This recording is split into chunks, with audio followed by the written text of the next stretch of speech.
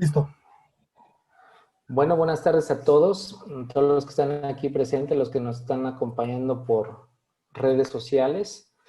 El día de hoy el cuerpo académico Agua, Energía, Cambio Climático, el cuerpo, ¿cómo se llama tu cuerpo académico, Erika?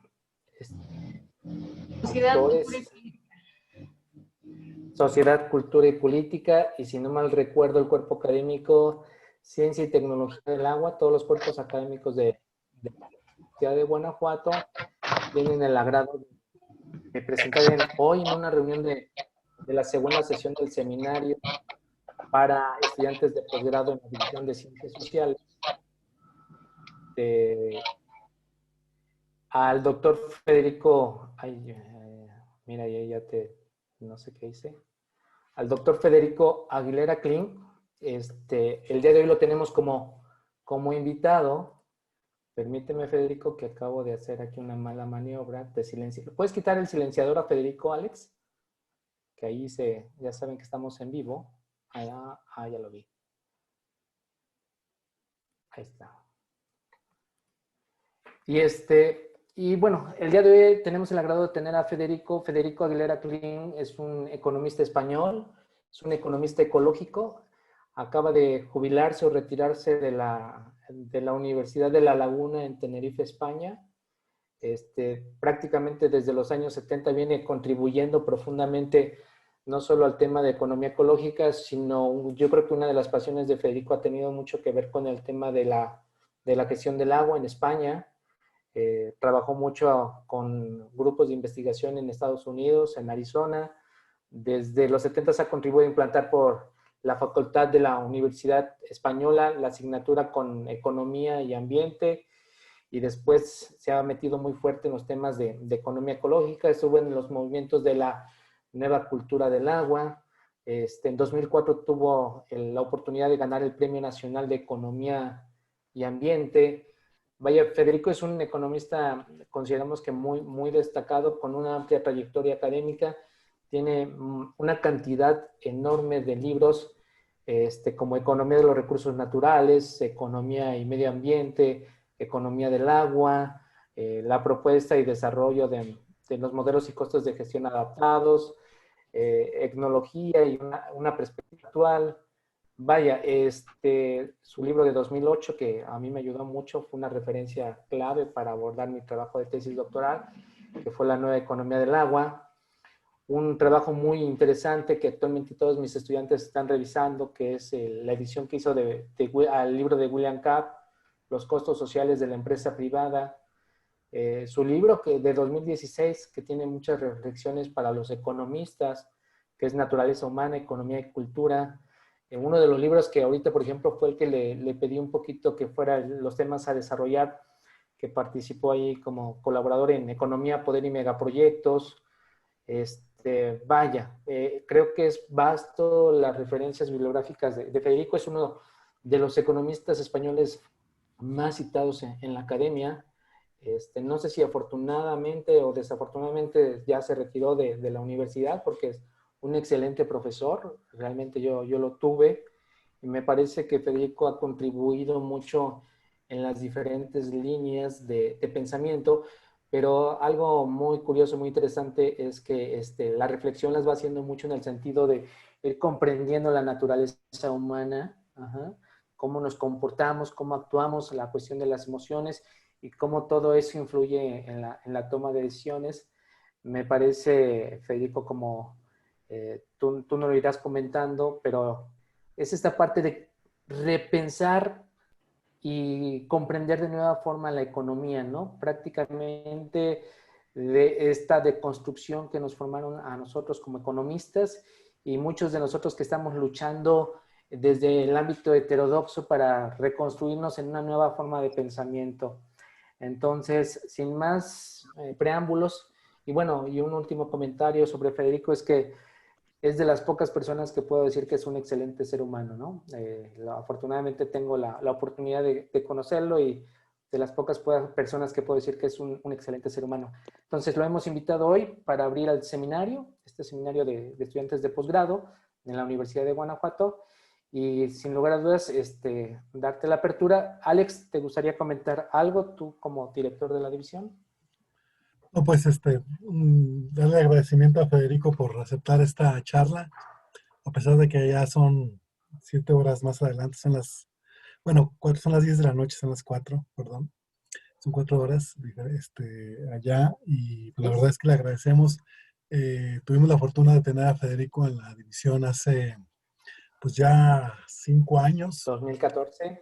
6 años, 5 años y medio que estuvo en un seminario que organizamos, que tuve la oportunidad de tenerlo, y la verdad es que desde aquella ocasión que nos dio, pues toda una semana nos dio varias charlas, lo sentimos como propio, y bueno, reiterarle ese favor que nos hace de acompañarnos siempre, y bueno, en esta ocasión para retroalimentar a los chicos del seminario que ha iniciado Daniel Tagle, junto con los alumnos de la propia división, pero también de otras divisiones y otras universidades, otros centros de investigación, en este caso como el Colegio de México o la División de Ciencias y Ingenierías de la propia Universidad de Guanajuato. Entonces, muchas gracias y bienvenidos todos.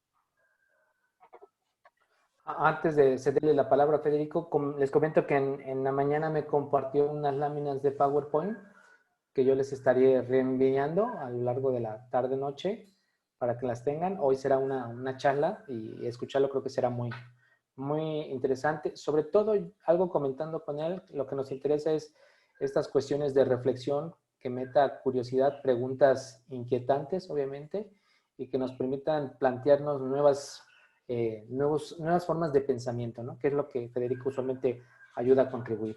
Pues sin más, Federico, pues tienes el micrófono abierto. Te agradecemos mucho que nos estés dando este tiempo a pesar del horario de Tenerife. Gracias.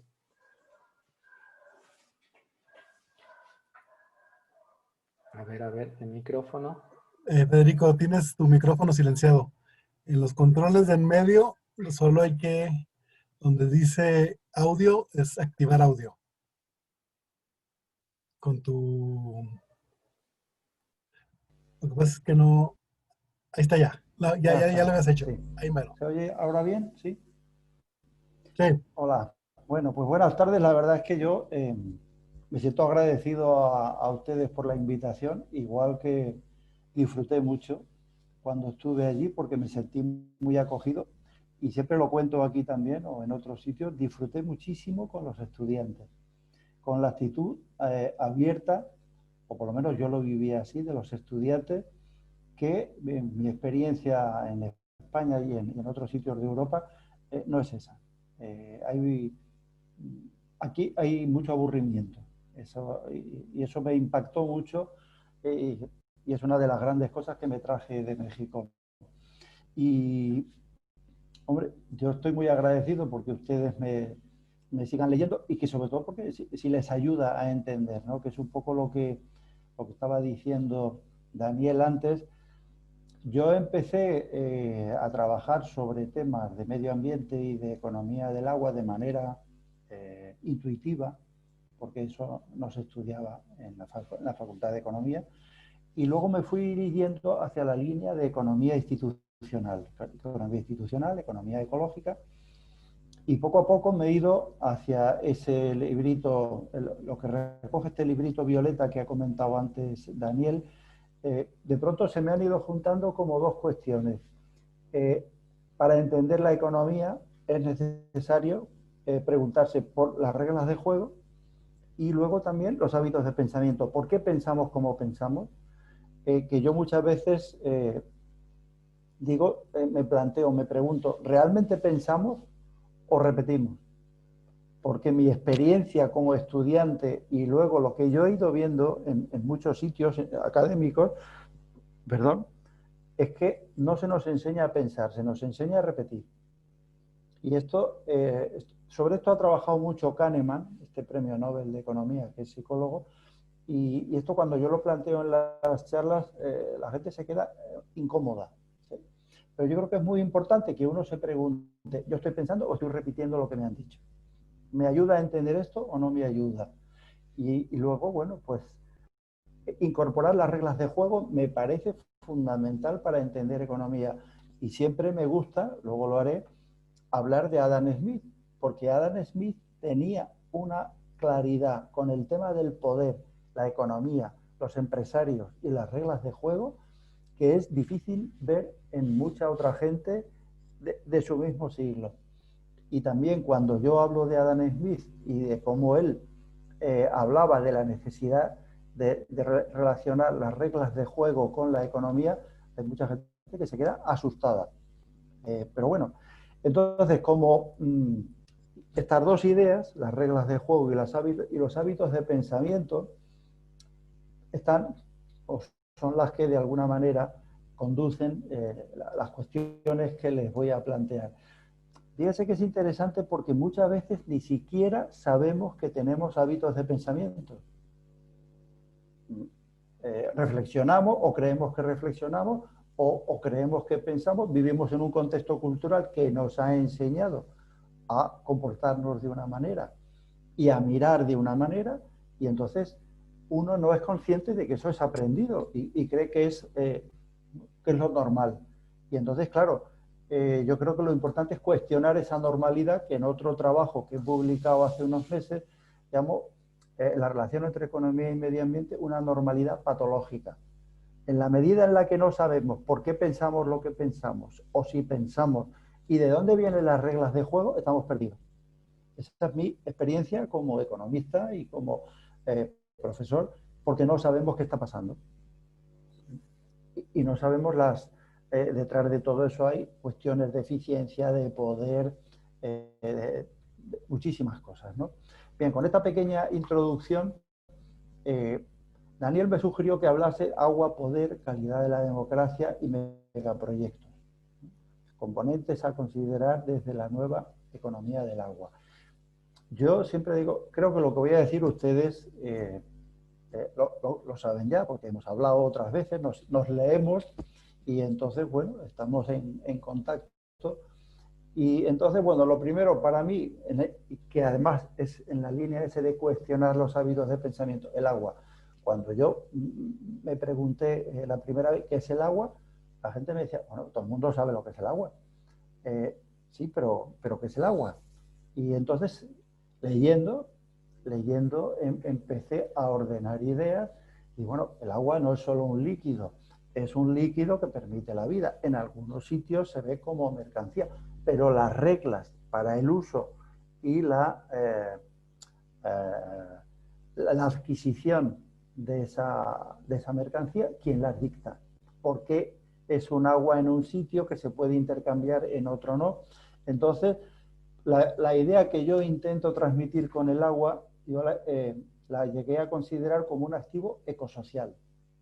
Es decir, es un recurso natural que necesita mantener una calidad para poder cumplir las funciones ambientales y de soporte de la vida. Y sin agua es un tópico, una obviedad, decir que no hay vida. Pero prestarle atención a la necesidad de incorporar cuáles son esas funciones ambientales, qué es lo que permite que el agua cumpla esas funciones ambientales, porque si contaminamos el agua deja de cumplir esas funciones ambientales o deja de ser el soporte de la vida o nos enfermamos. Por ejemplo, toda la contaminación por microplásticos, que es un tema aparentemente reciente, bueno, cada vez salen más noticias de la cantidad de microplásticos que ingerimos de manera cotidiana. Por lo tanto, el agua, por ese lado, ya no solo la contaminación química o de otro tipo, está empezando a ser algo que de alguna manera no cumple esa función de soporte vital o de mantenimiento de la vida. Entonces, por ahí hay mucho que trabajar, porque las reglas permiten que se contamine el agua y que pierda esa calidad, no solo en cantidad, sino en calidad. Por ejemplo, en muchos sitios todavía se sigue, bueno, lo vemos en los supermercados, hay productos orgánicos o ecológicos, alimentos, y productos no orgánicos. ¿Por qué se sigue permitiendo la compra de productos no orgánicos, que es sabiendo que normalmente tienen una cantidad elevada de residuos de pesticidas que van en contra de nuestra salud? Pues por la misma razón, porque se sigue permitiendo beber agua que suele tener en algunos sitios un nivel de contaminación. Por lo que he hablado con Daniel algunas veces, el agua en León es un agua bastante contaminada por el tema de las curtidurías, etcétera. En algunos sitios de aquí de Canarias el agua tiene también contaminación por residuos de pesticidas de riego. Es agua subterránea, riegas, y ahí los pesticidas percolan por el acuífero y salen, ¿no? Bueno, entonces, esto me lleva a una cuestión, la idea de escasez. Esto lo he tratado bastante. En general nos enseña a aceptar que la escasez, el agua, es un recurso escaso. Escaso desde el punto de vista físico, es decir, llueve poco. Siempre que vemos que en algún sitio te dice, por ejemplo, cuando yo estuve en Arizona trabajando sobre el tema del agua, compartía la vivienda con un profesor de economía de allí, de la Universidad de Tucson, y teníamos discusiones porque él decía, el agua en Tucson es escasa. Y entonces, físicamente es escasa. En el desierto llueve poco, eso lo vemos todos, ¿no? Pero yo le decía, pero ¿cuánta agua consumen ustedes? Entonces se quedó, fíjense qué pregunta más obvia. Entonces se quedó, dice, no sé, total, que él se puso a buscar, yo llevaba datos del agua, el consumo diario de agua, estoy hablando de usos urbanos. En Canarias, la sorpresa fue que en Arizona, en Tucson, el consumo diario de agua urbana por persona era de 1000 litros. En Canarias, 120. Ahora ha subido algo. Entonces, claro, la pregunta es, ¿el agua es un recurso físicamente escaso, la escasez es física, o la escasez está construida socialmente? Esto es otra cosa que uno se pone a mirar y dice, no es habitual que muchos economistas se planteen esto. Y lo mismo podemos decir con la agricultura. Porque ¿saben lo que se cultivaba en Arizona cuando yo estuve allí en el año 87 con una temperatura de 40 y pocos grados? Alfalfa continuamente. Alfalfa con riegos por aspersión. La mayor parte del agua, como pasa en la península ibérica en verano, no llega. Los días de calor fuerte, el agua no llega a la planta, se evapora. Entonces, ¿cuál es la causa de la escasez? ¿Es física, que llueve poco, o es social también en el sentido de que estamos tratando de utilizar los suelos o el territorio de una manera determinada? Por ejemplo, hay un estudiante chileno que se puso en contacto conmigo, estaba haciendo un máster en Barcelona, estaba trabajando el tema del aguacate en Petorca, una zona de Chile. Yo me quedé asustado. En Petorca han secado ríos. La locura del aguacate es tan grande que han dicho, da igual, hay que sacar agua. Y se han puesto a perforar de manera tan exagerada que han secado auténticamente ríos. Bueno, entonces la escasez ahí no es física, es social. Pero otra cosa es, ¿y qué hacemos después? Pues evidentemente, y esto es algo que desde la nueva economía del agua sugerimos hace mucho tiempo, pero que yo entiendo también que a la mayoría de los políticos y grandes empresarios les cuesta mucho, no es que les cuesta, que dicen que no queremos verlo, no hay gestión del agua sin gestión del territorio. Por ejemplo, aquí en Canarias llevamos ya 2 años con muy poca lluvia. Parece que empieza a ser una tendencia. Está lloviendo cada vez menos en la mayoría de los sitios. La insolación al mismo tiempo está siendo cada vez mayor. Los veranos empiezan antes, terminan tarde, y evidentemente estamos en un proceso de cambio. El cambio climático y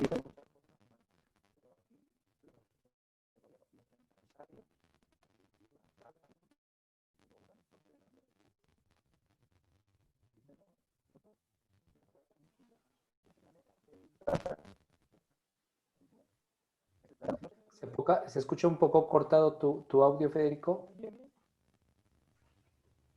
Se escucha un poquito cortado. Alex, ¿tengo razón? Sí, también es yo creo un problema de internet. Ahorita a ver si ya se compuso. A ver. Se escucha ahí como un sonidito. A ver, esperemos a ver si se pasa para que escuchemos. cortado. Ahí parece que ya. A ver. Voy a apagar el móvil de todas maneras, espera. A ver.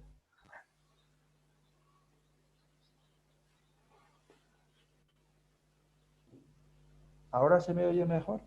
Sí, Ya, excelente. ya, adelante, adelante. Sí. Bueno, entonces estaba con el ejemplo del plátano. Los grandes cultivadores de plátano que reciben muchas subvenciones de la política, mucho dinero, millones de euros de la política agrícola comunitaria, no quieren cambiar de cultivo. Entonces yo llevo años diciendo, no hay gestión del agua sin gestión del territorio. ¿Qué dicen los empresarios? Vamos a construir plantas desaladoras de agua de mar. Esto requiere energía fósil. Es un auténtico disparate en estos momentos. Yo entiendo la dificultad de cambiar los hábitos mentales y de cambiar el negocio. Pero es lo que decía al principio, hábitos mentales y reglas de juego o hábitos de pensamiento. Mi impresión es que esta gente se va a arruinar o va a hundir los cultivos. Lo que pasa es que como tienen mucho poder conseguirán que el gobierno de Canarias o que la Unión Europea les dé dinero. Pero aquí tienen cuando yo me invitan a algún sitio y les digo, miren, el problema no es una transición ecológica, el problema es construir una transición económica y un cambio en los cultivos. Y les repito, no hay gestión del agua sin gestión del territorio. No lo pueden escuchar, sencillamente. Y esto es muy interesante porque es que no se entra a discutir sobre eso. Si uno cuestiona los cultivos habituales, que paradójicamente, como el plátano requiere tanta agua, es un cultivo que está generando.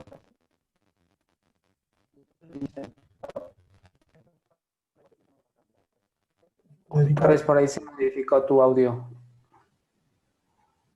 A ver. Se volvió a modificar la calidad de tu audio.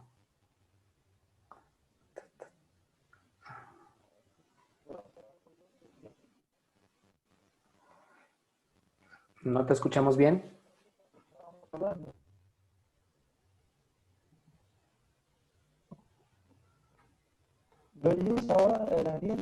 Ahí va mejorando, pero no sé si es un cablecito de tus audífonos o es el internet. A ver, si quieres, ¿te gustas hablar?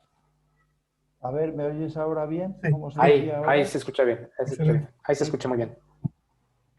Me quedo quieto, por si acaso. Bueno, pues entonces sí, me quedo quieto así para no, a lo mejor es el no lo sé, no voy a tocarlo mucho tampoco. Si se oye mal me lo dicen, porque si no, sigo hablando y no me doy cuenta de si ustedes están... Como que sí es un falso contacto de ahí de tus micrófonos, porque de repente se volvió a escuchar mal, Federico. A ver, y si me los quito, espera, que voy a cambiar, voy a cambiar de auriculares. Espera un momento. Sí, adelante, sin Sí, problema. adelante. Sí.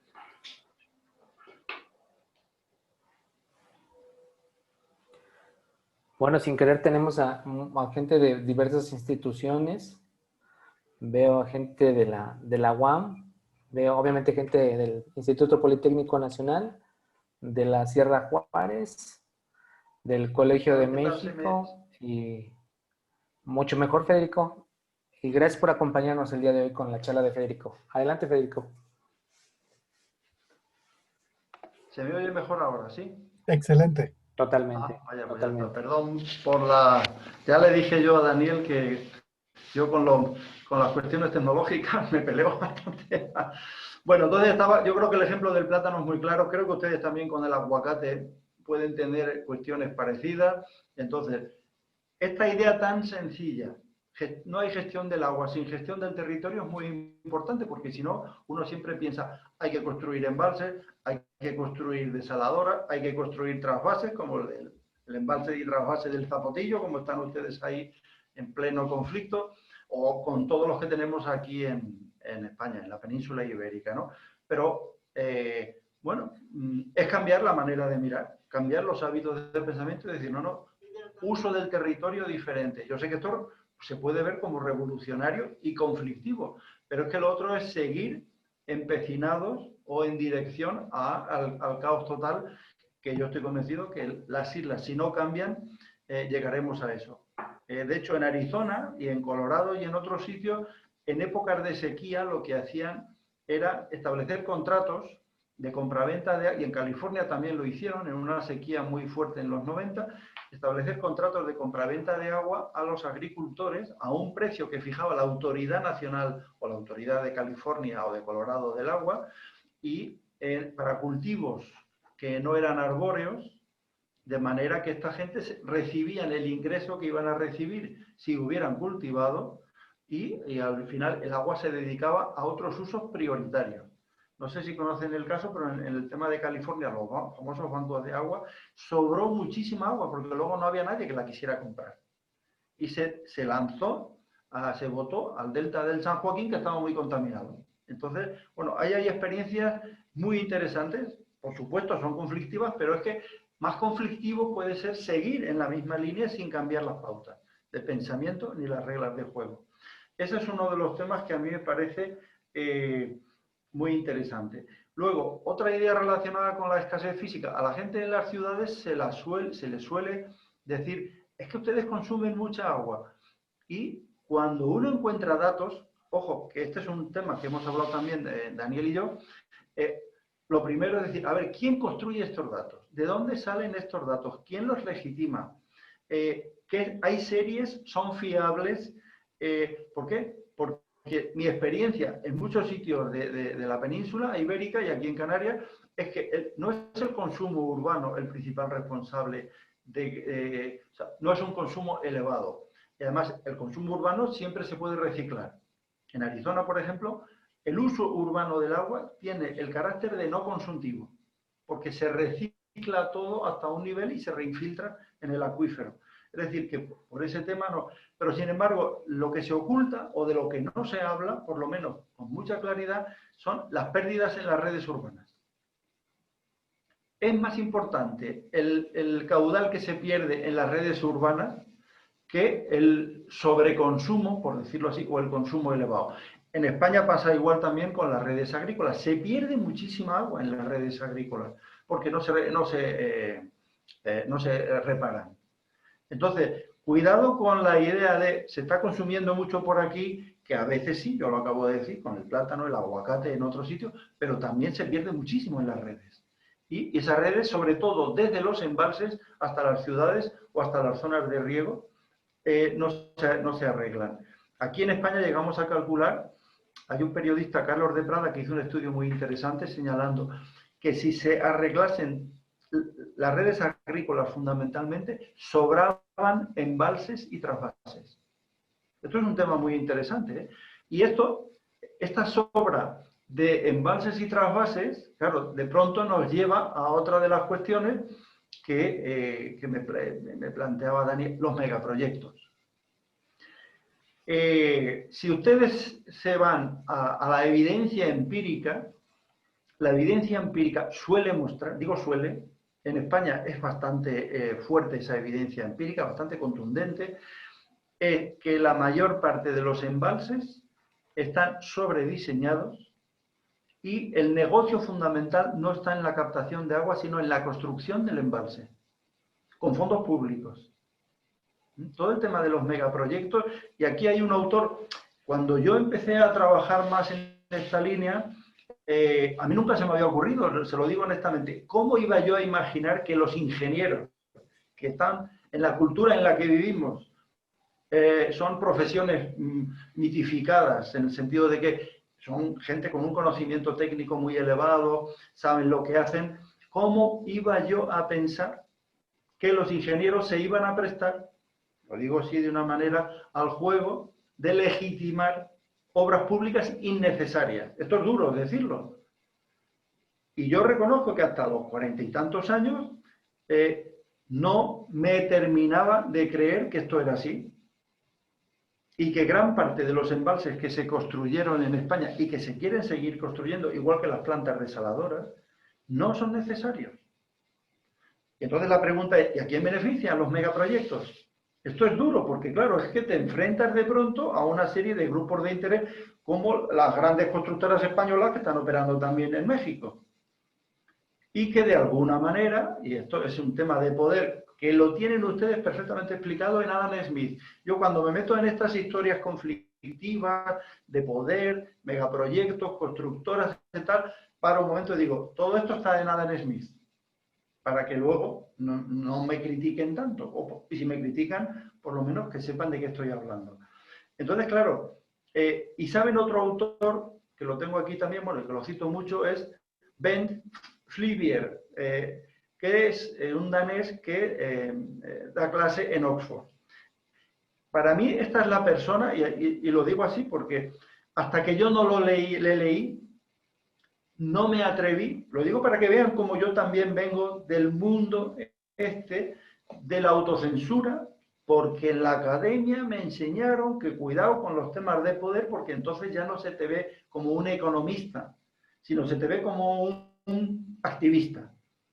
¿Y quién me ayudó a mí a entender mejor estos temas de poder? Aparte de Adam Smith, Ben Flyvbjerg, que está en la Universidad de Oxford y que para mí es el número 1 mundial en temas de megaproyectos. Y este hombre, en varios de sus libros y de artículos que los tiene en su página web y se pueden descargar, o por lo menos antes se podían descargar gratis, ilegalmente, sin ningún problema, él dice, se miente sistemáticamente. Dice, no hay honestidad en los cálculos de los ingenieros. Dice, el campo de los megaproyectos es un campo en el que no hay honestidad. Dice, y menos los técnicos o los ingenieros. Cuando yo leí eso, dije, no me lo puedo creer. Y poco a poco, a ver, esto no quiere decir que todos sean iguales, como siempre, pero ¿qué es lo que pasa? Que poco a poco uno va diciendo, efectivamente, esta es una línea que yo me había autocensurado. Los hábitos de pensamiento que yo había recibido, más los hábitos de un poder, no te metas por ahí porque te van a cuestionar y te van a decir que no eres profesor, que ya me lo decían, pero bueno. Y esto lo digo porque yo creo que es interesante comunicar estas cosas también a estudiantes de doctorado o de grado y a colegas profesores. Uno, y lo reconozco, yo he tenido mucha autocensura hasta que me he ido librando poco a poco y me he ido soltando. No sé si se utiliza en México también. Yo me he ido soltando de las limitaciones que te exigía la academia. Decían, pero, ¿por qué? Porque no me hacían preguntas relevantes.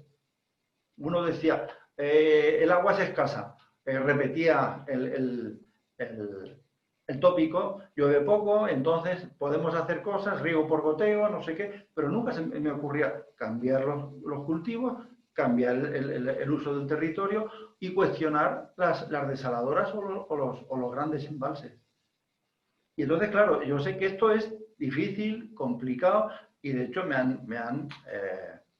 han descalificado muchas veces, pero con los datos en la mano, bueno, me han intentado descalificar, pero cuando uno tiene los datos en la mano, tengo un amigo además aquí que es ingeniero, aquí en España se llama ingeniero de caminos, ingeniero civil, que ha trabajado mucho sobre estas cuestiones y a veces hemos ido juntos a dar charlas y evidentemente él es un ingeniero que cuestiona la construcción de más embalses y trasvases, con datos muy buenos.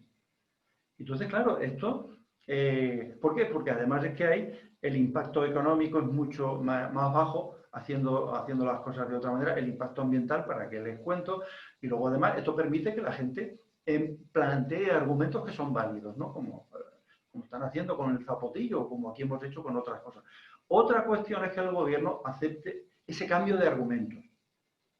¿Por qué? Porque hay intereses muy fuertes, como pasó aquí también con la construcción de un puerto inútil. Yo estuve durante 10 años intentando argumentar contra la construcción de un puerto aquí en el sur de la isla de Tenerife.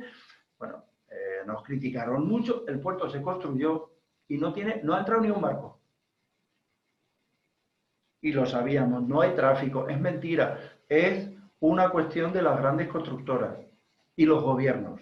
Y claro, hablar de estas cosas, ustedes saben igual que yo, que entonces te dicen, tú no eres economista, tú eres más político, y yo digo, no, yo estoy argumentando.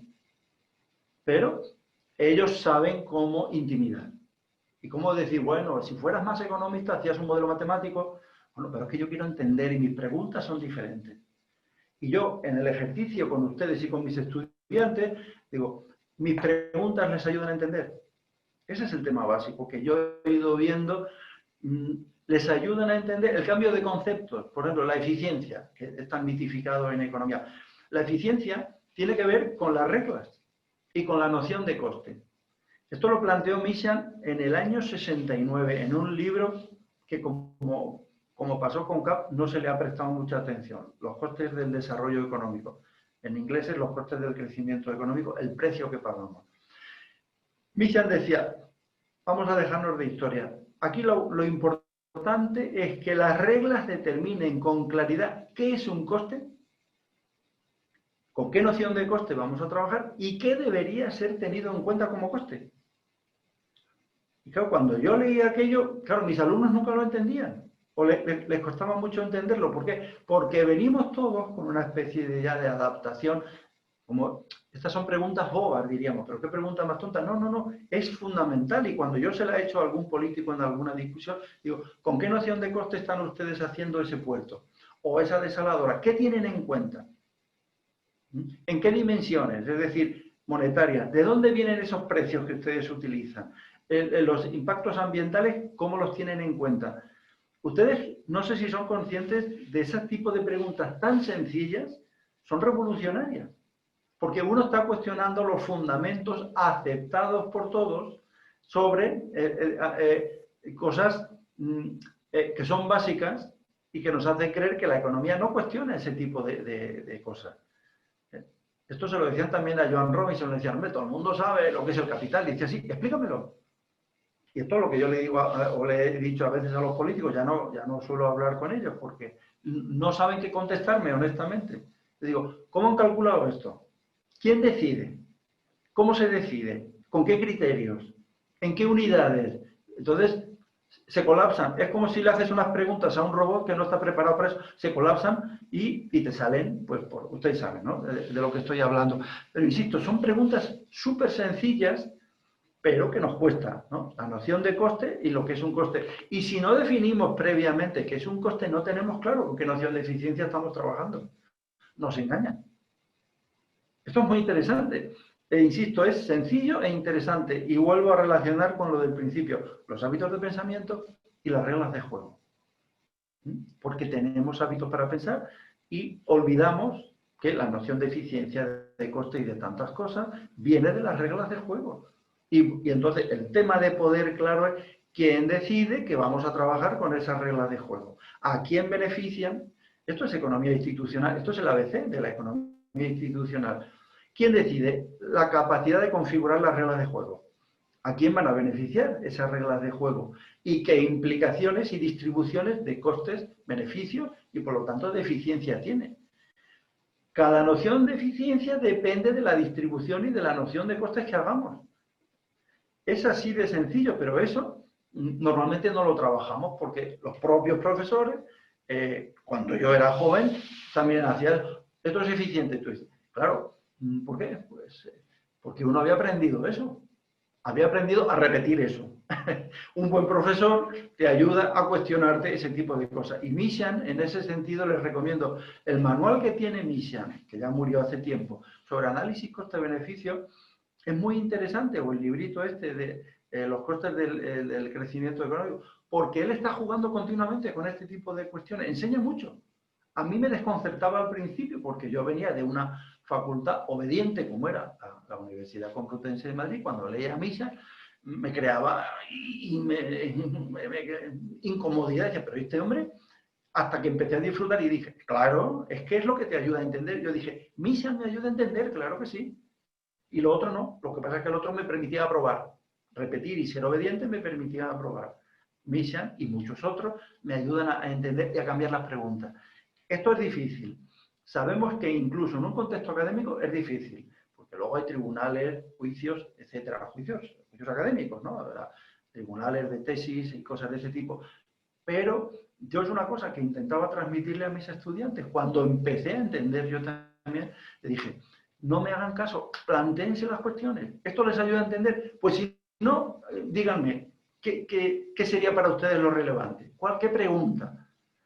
Y eso es un problema también porque no, habitualmente un profesor no enseña, esa es mi experiencia, no enseña a preguntar.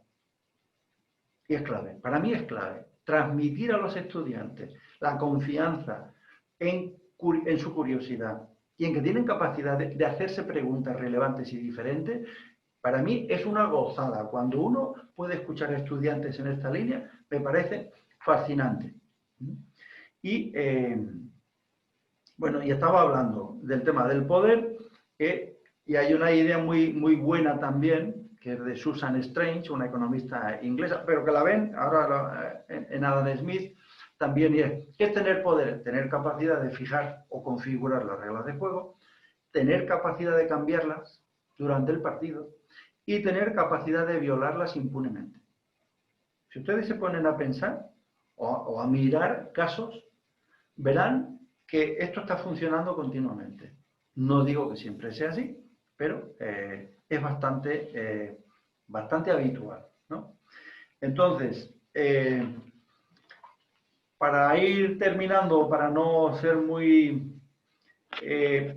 antes les decía Adam Smith, ¿no? En alguna charla que he dado a finales del año pasado, en un curso sobre economía de la corrupción, empezaba con Adam Smith.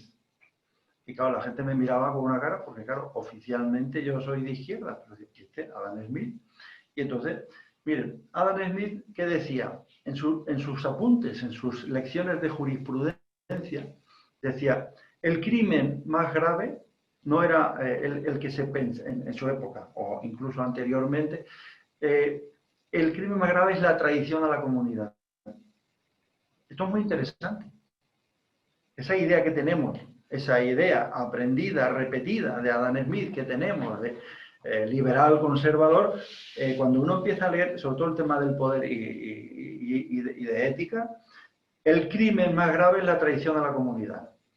¿Quién practica habitualmente esa traición a la comunidad o cómo se practica este crimen? Dice, los gobiernos, esto te lo dice Adam Smith, los gobiernos al servicio de los másters, los amos. Y sigue.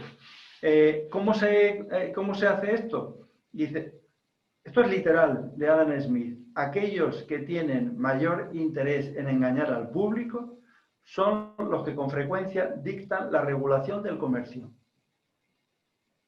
Esto es de una actualidad impresionante. Yo estas citas se las ponía a mis estudiantes sin ponerle el autor.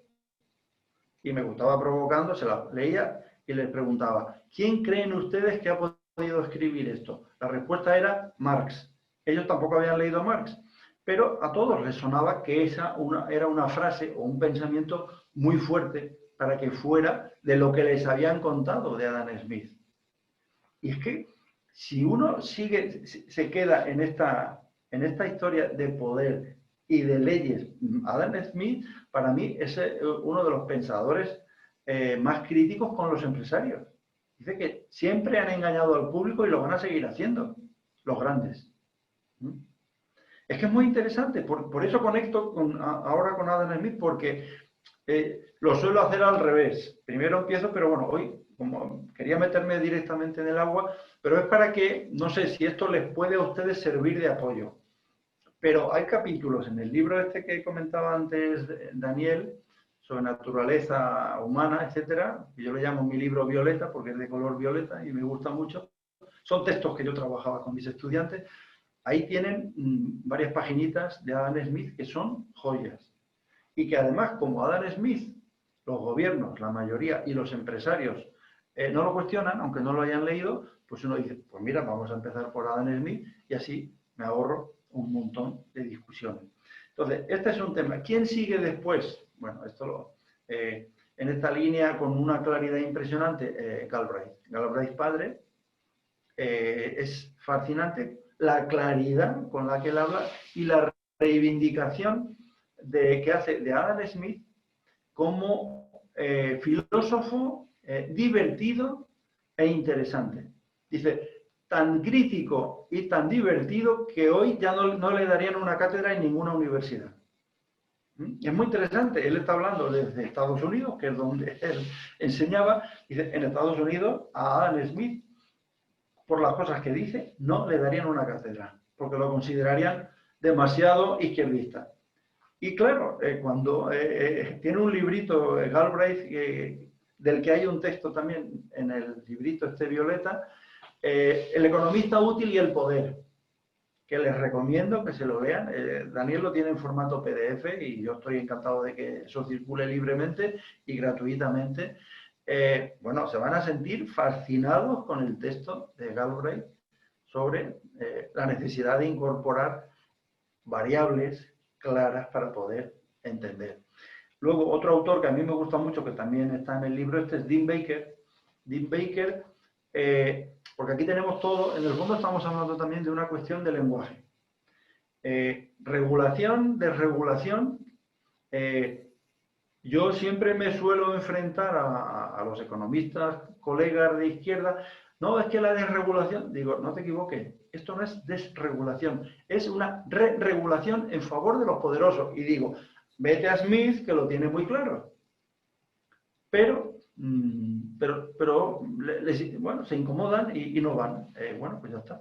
Pero cuando se habla de desregulación, se habla de otra regulación en favor de poderosos. Por ejemplo, yo estoy siguiendo hace tiempo el tema fiscal. Y esto me lleva también al otro librito que le mandé a Daniel, que tiene un ejemplar, este de Gorelick, Steve Gorelick. Lo pequeño es hermoso, lo grande está subvencionado. Fíjese qué idea más elemental. Lo pequeño es hermoso, o a lo mejor no es tan hermoso, pero y lo grande está subvencionado. Es imposible. He estado años insistiendo en mis clases con textos de Gorelick sobre esta idea tan sencilla. La mayor parte de mis colegas no podían oírlo, porque eso les rompía todo. Y los estudiantes se ponían nerviosos, porque no había ninguna asignatura en la que se les hablara con tanta claridad. Y cuando uno va a los datos fiscales que hay, esto lo dice Stiglitz también, en la economía norteamericana, las grandes empresas son las más subvencionadas.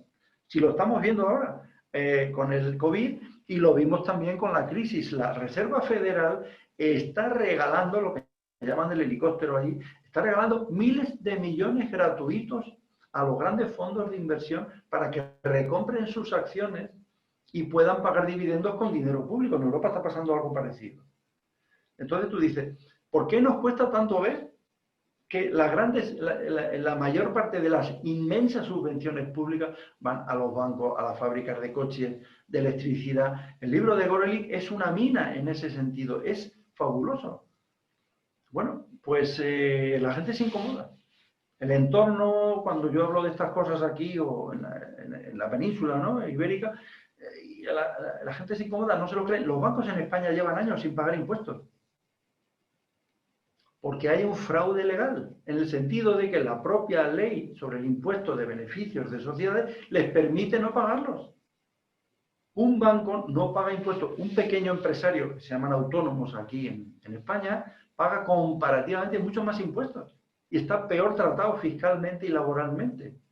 Entonces, esto entre Daniel y yo hemos arreglado un poco lo que yo llamo la ecuación de las grandes empresas, en el sentido de que no pagan apenas impuestos, reciben inmensas subvenciones, los costes laborales son bajísimos,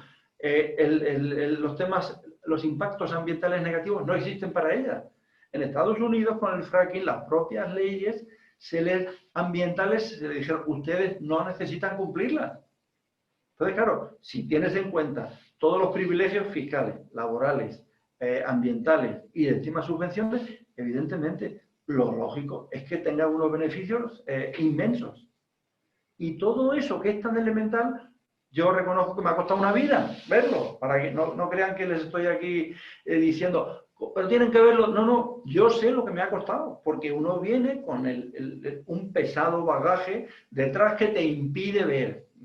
Daniel o algunos de ustedes que han visto mis powers saben que yo suelo empezar con un dibujo de un dibujante español, El Roto, de un hombre que pasa delante de una pared en la que hay un graffiti que dice, prohibido ver lo evidente. Y uno no sabe hasta qué punto eso es cierto. Tenemos tantas prohibiciones, tanto condicionamiento psicológico, encima que nos impide ver lo que tenemos delante, o que nos asusta para que no lo veamos. No veas eso, porque entonces no serás un economista académico, serás otra cosa, allá tú. No te van a dar sexenios de investigación. Si publicas estas cosas, no te van a reconocer tu investigación. ¿Será relevante? pero no se te va a reconocer académicamente. Y ahí estamos entre la relevancia social y la irrelevancia académica, o entre la irrelevancia académica y la relevancia social. En fin, es muy interesante todo este tipo de cosas que de verdad les digo, a mí me ha costado mucho verlas. Y evidentemente, ya antes de jubilarme, yo ya hablaba con claridad de estos temas. Cada vez hablo más, desde que me jubilé. Pero no les quiero intimidar ni insistir. A mí, yo vengo de ahí, de prohibido ver lo evidente. Creo que no les tengo que dar más pistas, ¿no? Bueno, y para terminar, bueno, dos cuestiones en las que los economistas nos perdemos bastante, el mercado y el gobierno. De nuevo, Adam Smith es súper claro en estas cuestiones. No hay mercado sin reglas. Y las reglas las hacen los gobiernos al dictado, como les dije en la cita anterior, aquellos que tienen más interés en engañar al público son los que dictan la regulación del comercio. Los gobiernos, dice Adam Smith, están habitualmente sometidos a los grandes señores, a los másters, como dice él. Entonces, claro, esta distinción, ¿no? El mercado, los gobiernos, mire, la llamada crisis del 2007-2008 en Europa, en Estados Unidos, en otros sitios, no era una crisis, era un atraco. Esto lo dice Varoufakis, lo dicen varios economistas, Dean Baker, Hudson, que me gusta mucho. Entonces, ¿qué pasa? Nos han hecho creer de nuevo que esto era una crisis y nosotros éramos los responsables porque, mira, ahí está sacando cosas. Me parece que en ese bueno, ahí tienes algunas otras cosas, pero, en fin, este es el tema, yo creo que nos cuesta mucho, porque estamos en un contexto de intimidación continua, ¿no? Y en la universidad más que en otros sitios. Entonces, bueno, pues me parece que en esos que te he enviado no estaba, Daniel. En otros que debes tener por ahí, bueno, ahí tienes este de los megaproyectos, que ese es muy bueno, ¿no? En cuanto hayamos terminado de crear el problema, impulsaremos la solución. El problema no existía, el problema es de otro tipo. Entonces, bueno, ahí tienen. Y luego termino con una cita de Stiglitz, que les mandé hace poco también a Daniel, que está en el prólogo que hace a una edición de La Gran Transformación de Polanyi. Es una advertencia. No pierdan de vista que Stiglitz estuvo dentro y vio muy bien lo que había ahí. Y en este prólogo que hace a La Gran Transformación de Polanyi, en una edición en Estados Unidos, dice, el gran peligro que corremos y que ya se ha dado en muchos sitios es que estamos asistiendo a la construcción de una economía mafiosa y que hace una política mafiosa. Claro, yo me apoyo en Stiglitz, pero de hecho les estaba hablando de esto también, de una política y de una economía con unos conceptos que, bueno, que nos enseñan a todos, pero que luego no se cumplen habitualmente, ¿no? Entonces, bueno, yo creo que mira, este es ahí. Yo creo que con el tema del mercado, ahí tienen desde Amartya Sen, mucha otra gente. La cuestión es si el mercado está al servicio de la sociedad o la sociedad al servicio del mercado. Y de nuevo estamos en un contexto de quién hace las reglas. Para que el mercado tenga este resultado, eso Sen lo plantea con mucha claridad. Dice, cada conjunto de reglas permiten al mercado funcionar de una manera diferente y proporcionar resultados diferentes. Por lo tanto, si queremos resultados diferentes, tenemos que construir mercados diferentes con reglas diferentes. Lo dejo ahí para que ustedes me pregunten si quieren o planteen las cuestiones que les parezcan más interesantes o más relevantes o para que me critiquen. Aquí estoy también para eso. Y gracias por estar ahí escuchándome.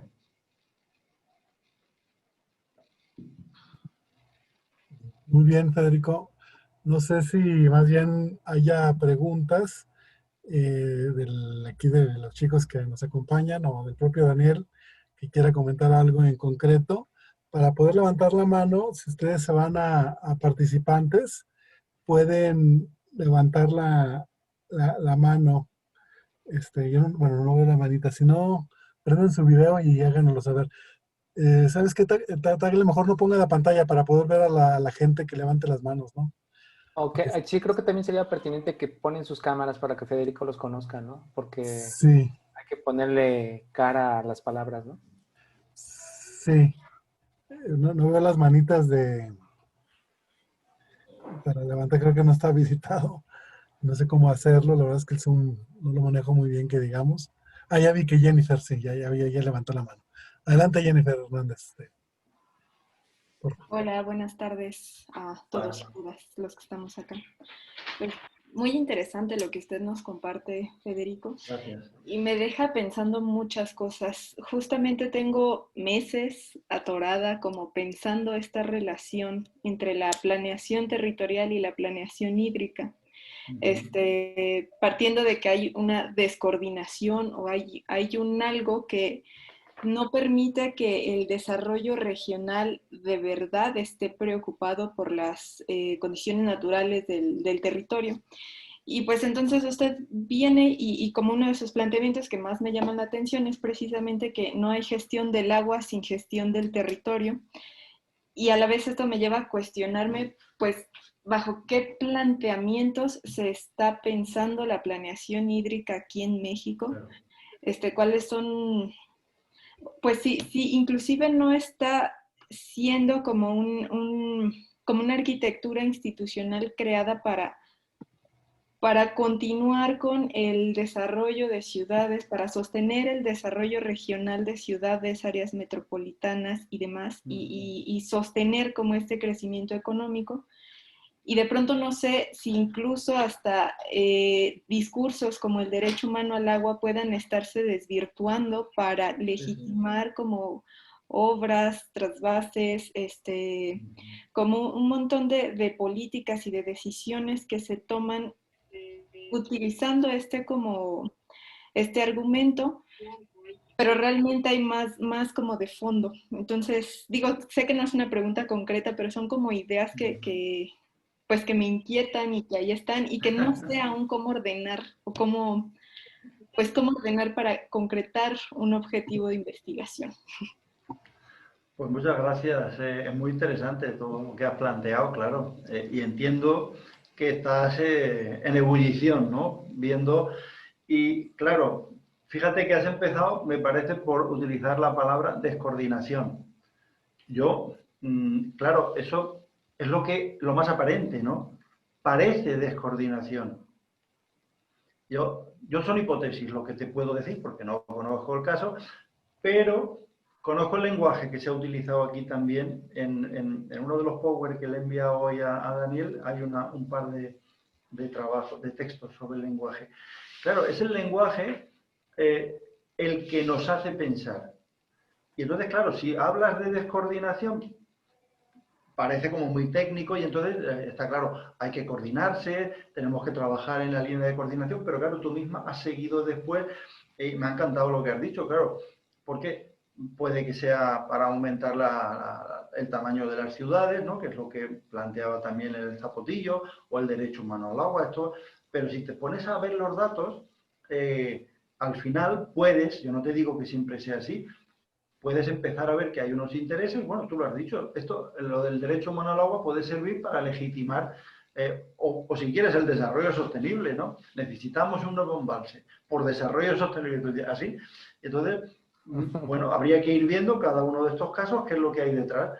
Y en este caso yo creo que tú has planteado muy bien el hipotético engaño que hay detrás. Cuando ya has dicho lo del derecho humano al agua, tú ya estás viendo otras hipótesis que no van en la línea de descoordinación, sino de mentiras, como dice Flippert. Yo te recomendaría que leyeras a Flippert uno de los Power que le he mandado a Daniel, hay varias transparencias de él, y claro, o lo que están viendo en el Zapotillo, es que no es descoordinación.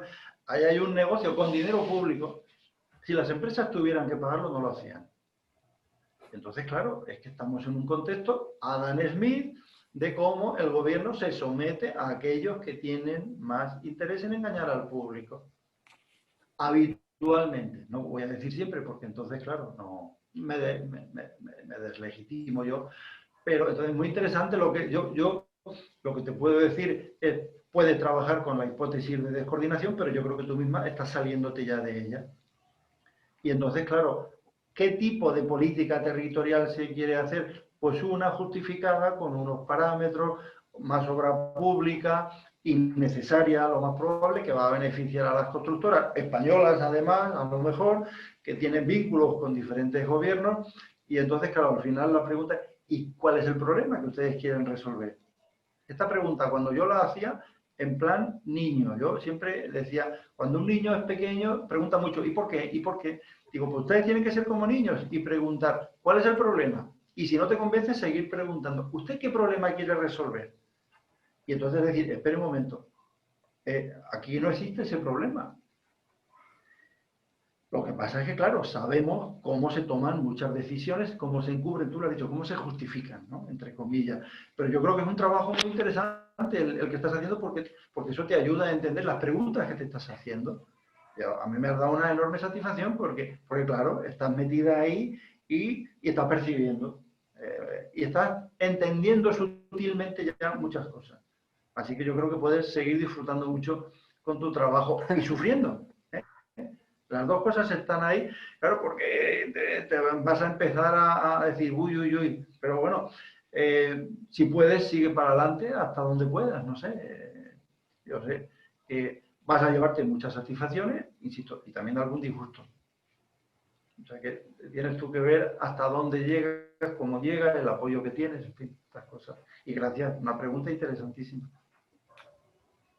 Bien, ¿alguien más que quiera participar? Digo, pueden hacerlo directamente nada más activando su micrófono. Con confianza, chicas y chicos. Su cámara también, por favor.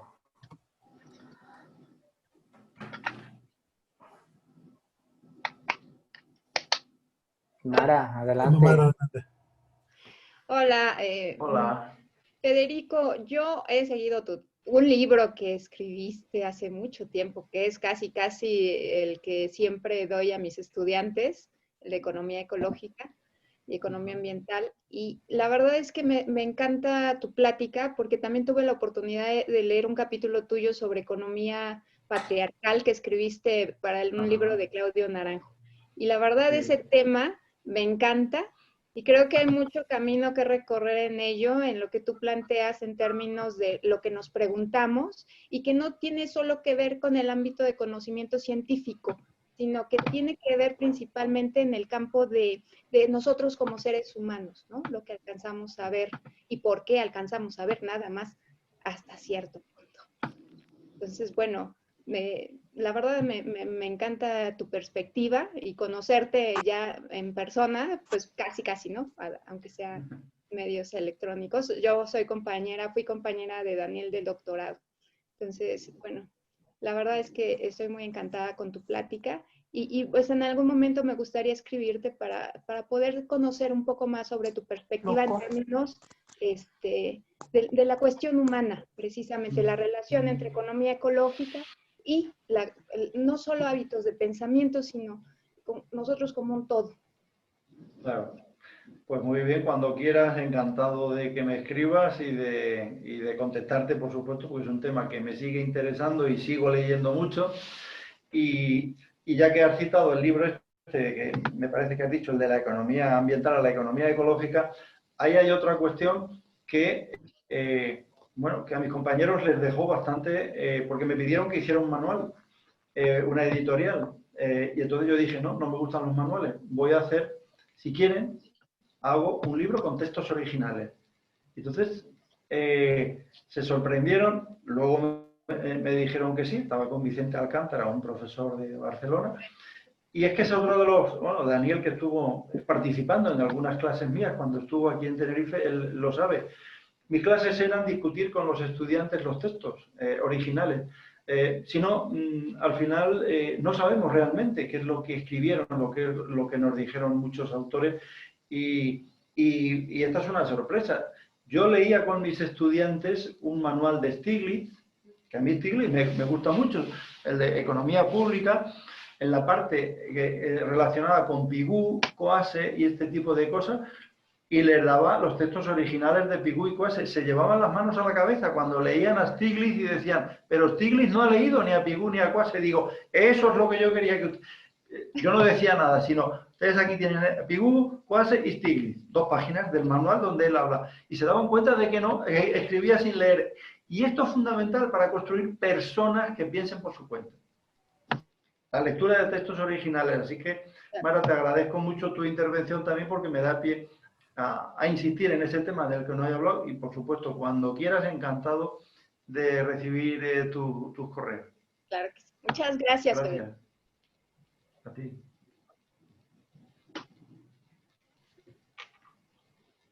¿Quién más está por ahí que quiera participar? Adelante, Erika. Igual si pones tu cámara. Sí, ya, aquí está. Gracias. Sí, no, definitivamente yo creo que has puesto sobre la mesa, Federico, varios aspectos que nos invitan a la reflexión y sobre todo cuando muchas veces empezamos a desarrollar trabajos que vienen desde una perspectiva económica. Entonces, bien tú dices que estamos como muy encuadrados en determinados lineamientos, ¿no? Que vienen desde una perspectiva ortodoxa y entonces pensar desde otros ámbitos, desde otros aristas, me parece que es muy interesante.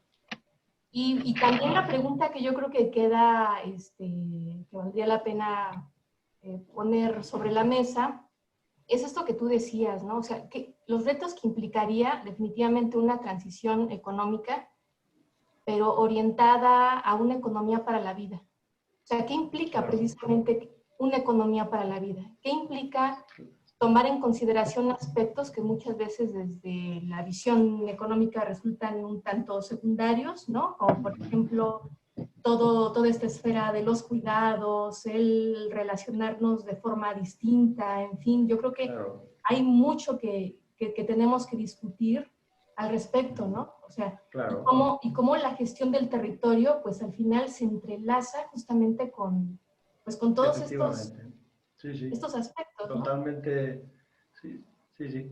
Perdona que te he interrumpido. No, y finalmente agradecerte porque siempre es un placer escucharte y siempre pones una luz muy, muy clara, ¿no? Sobre esos temas. Muchas gracias, Erika.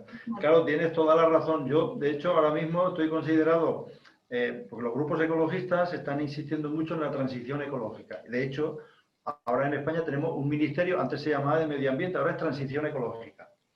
Y las comunidades autónomas tienen su consejero o consejera de Transición Ecológica. Y entonces yo digo, miren, ya está bien. Lo que necesitamos es cambiar la economía y hacer una economía que se adapte al medio ambiente y que esté al servicio de las personas. No necesitamos más transporte individual, necesitamos transporte colectivo. Hay que acabar con la agricultura de los monocultivos y empezar con la agricultura ecológica para todo el mundo. Porque esto disminuye la salud, disminuye las enfermedades, mejora la salud, bajan los costes de enfermedades. Vamos bueno, pero ahora gran parte de los grupos ecologistas se han lanzado a hacer planes de transición ecológica. Yo no me creo ninguno, y siempre digo, hay 2 medidas muy claras: transporte colectivo y alimentación ecológica. Empezar por ahí. Y luego lo que dices, claro, de una economía al servicio o otro tipo de personas, es interesante. Smith, en su teoría de los sentimientos morales, bueno, es que es interesantísimo. La visión que tiene Adam Smith del ser humano, él habla fundamentalmente de que los seres humanos nos movemos por la empatía o la simpatía, no por el egoísmo. Y dice cosas que lo dice posteriormente, o hace unos años, Kahneman y otra gente. Smith era un observador fantástico del poder del ser humano. Tiene unas reflexiones tan lúcidas y tan hermosas del ser humano, que bueno, yo he disfrutado con él muchísimo y sigo disfrutando, porque realmente es como decir, pero hombre, sí. Es como, por ejemplo, ahora estoy leyendo un libro editado en México que se llama ¿Qué es la filosofía antigua? Y claro, de pronto estoy descubriendo con Sócrates y con otra gente una cantidad de cosas súper interesantes que tú dices, pero ¿cómo? Bueno, por lo menos la filosofía que yo estudié no tiene nada que ver con eso. Y de pronto estoy descubriendo una sabiduría humanista en Sócrates, en Platón y en una gente así que yo estoy entusiasmado. Pero bueno, uno nace en un contexto cultural, nos enseñan unas cosas, que creen que es lo que tenemos que aprender y poco a poco tenemos que ir desaprendiendo. Esa es mi experiencia, esa es mi vida. Me tengo que ir quitando cosas porque es como si me impidieran entender. Y ahí estoy, en ese viaje. Así es que vamos a ver qué es lo que pasa. Gracias, Erika. Oye, Federico, no podría estar fuera de esta charla una reflexión tuya sobre el momento que vivimos, cómo la pandemia por COVID-19 viene a obligarnos a todo el mundo, gobiernos y sociedad, replantear precisamente nuestra relación con, pues, no solo entre nosotros, digo, porque la está haciendo con la distancia, ¿no? Social, pero con el medio ambiente. ¿Qué reflexión tienes, Federico? Bueno, yo he escrito un articulito que creo que Daniel también lo tiene sobre el tema economía, pandemia y costes sociales, el que cuestiono que se siga hablando de pandemia.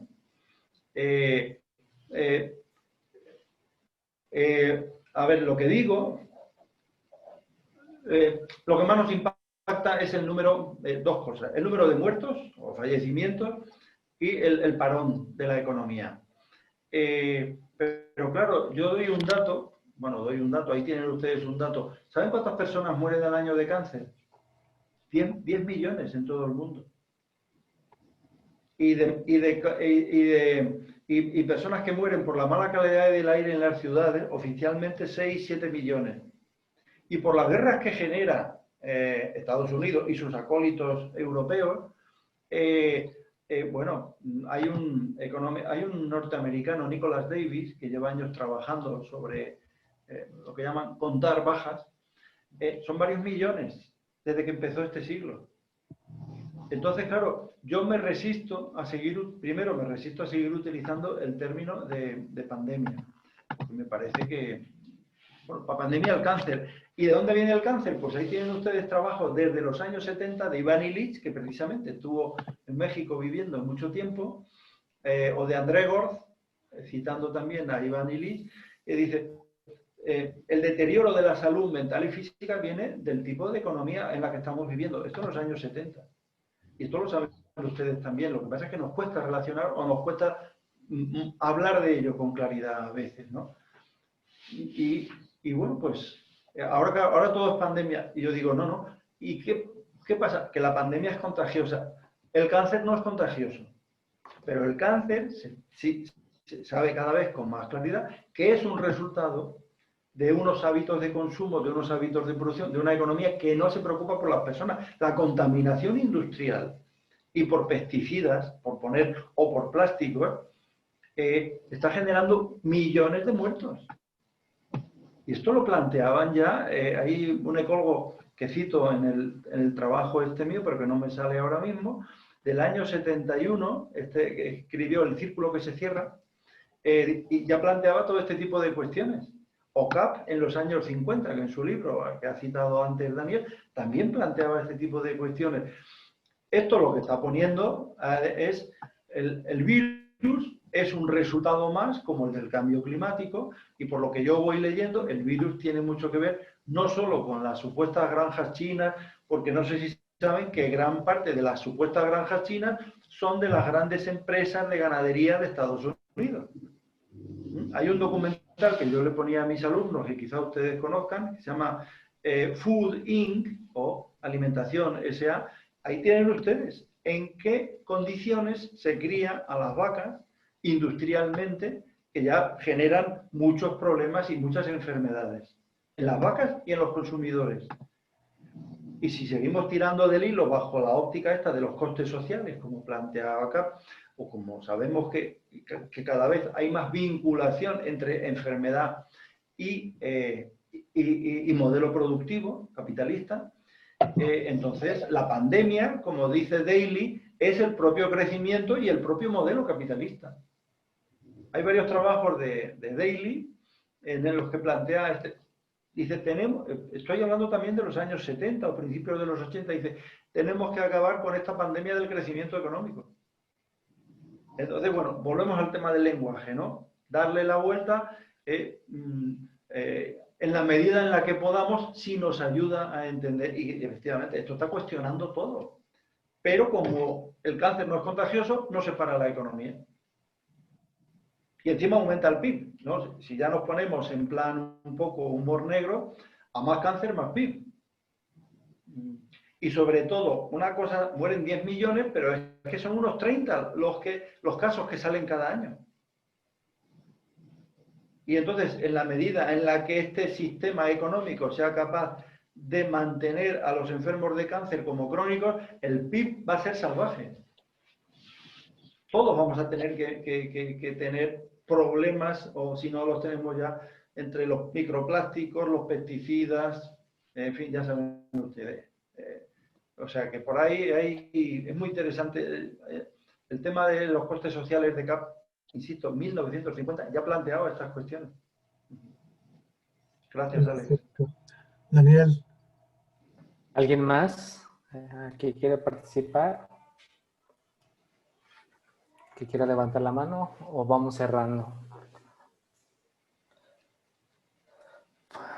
Bueno, pues la verdad es que yo he tenido mucho la fortuna de poder estar en constante comunicación con Federico.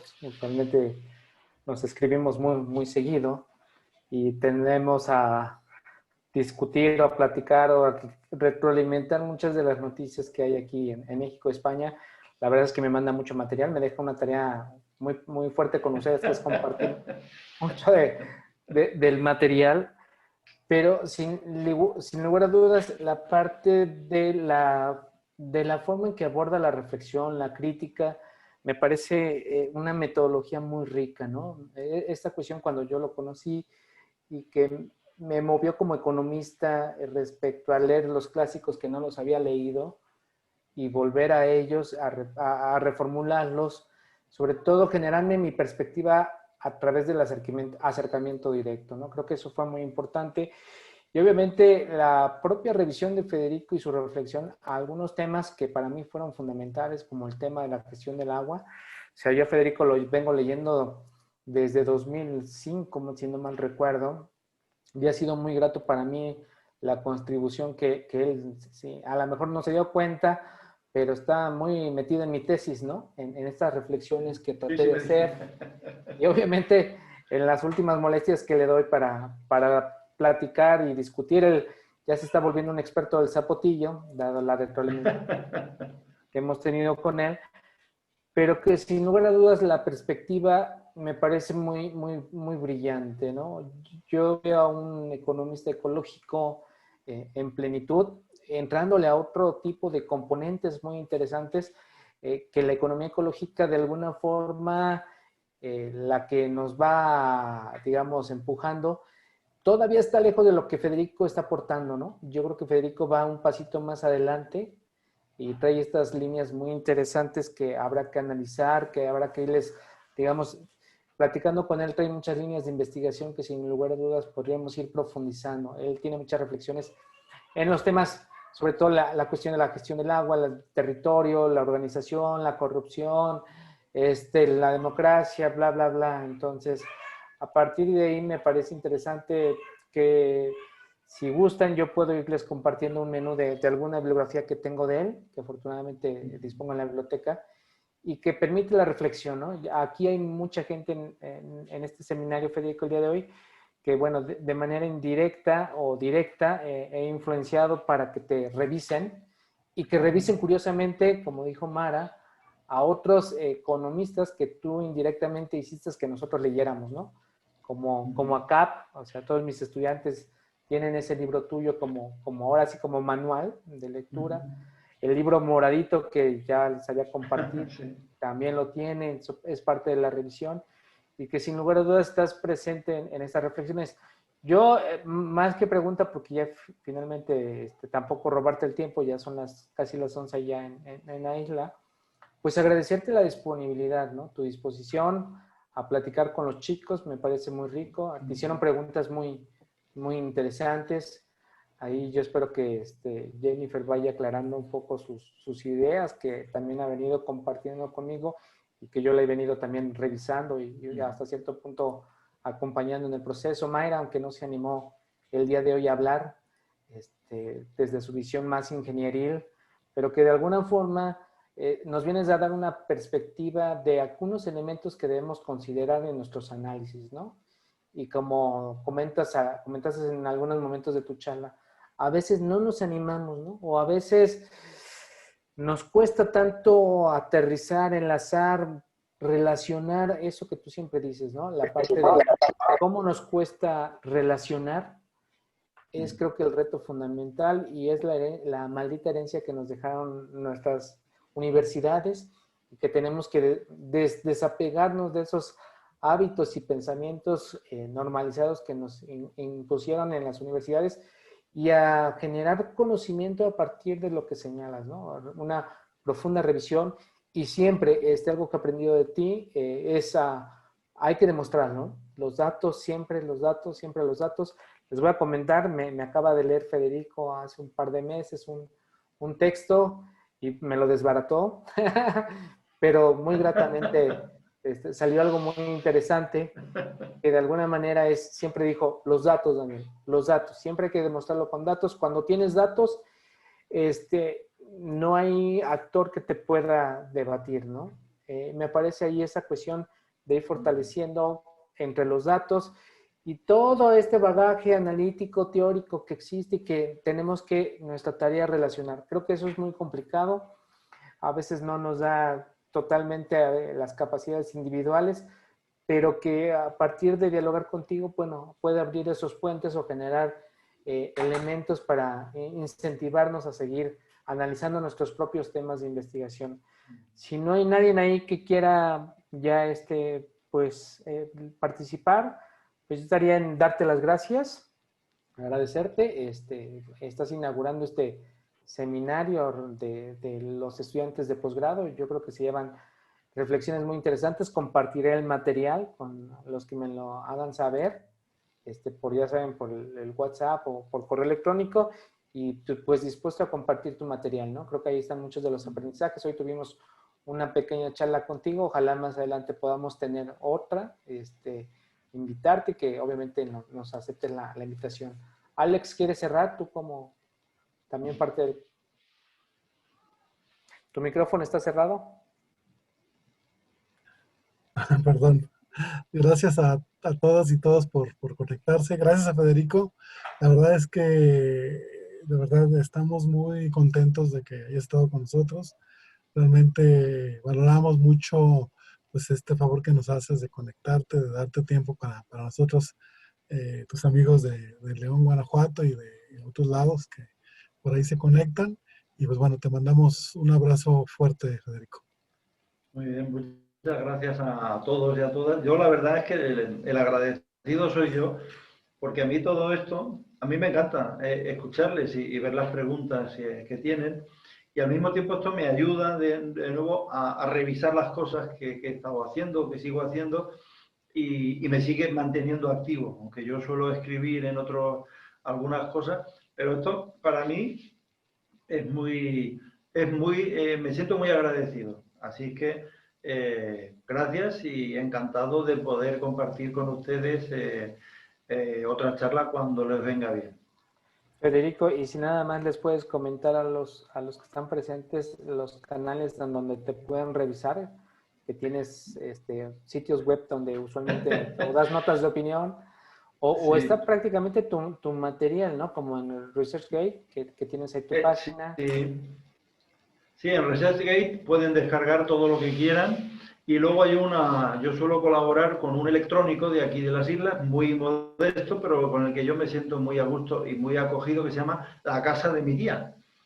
Es un juego de palabras de un amigo que se hace llamar Che Matante, en francés es como Che Matant, Casa de mi Tía. Si ustedes teclean La Casa de mi Tía, se pueden suscribir gratuitos, y cada día hace una revisión de la prensa en España y en otros sitios. De la jornada suele sacar también algunos editoriales muy interesantes, y yo suelo colaborar con él y escribir cosas. Así es que si por ahí también, si quieren, pueden leerme, y por supuesto estaré encantado si quieren pedirme alguna cosa concreta que les interesa o que no encuentran, escríbanme, que tengo tiempo y estaré encantado. Y aprendo mucho con ustedes. Eso se lo decía a mis estudiantes y se quedaban asombrados. Pero es verdad, yo aprendo mucho escuchando. Así que les doy las gracias otra vez. Pues muchas gracias, Federico. Hasta la próxima entonces. Seguimos, pues, la- Adiós. sí. Estamos en comunicación. Un saludo a todos y Muy bien. agradecemos su tiempo y disposición. Hasta luego. Muy bien, que sigan bien. Adiós. Hasta luego, Federico. Adiós. Adiós, Federico, que estés muy bien. Gracias. Gracias por la charla.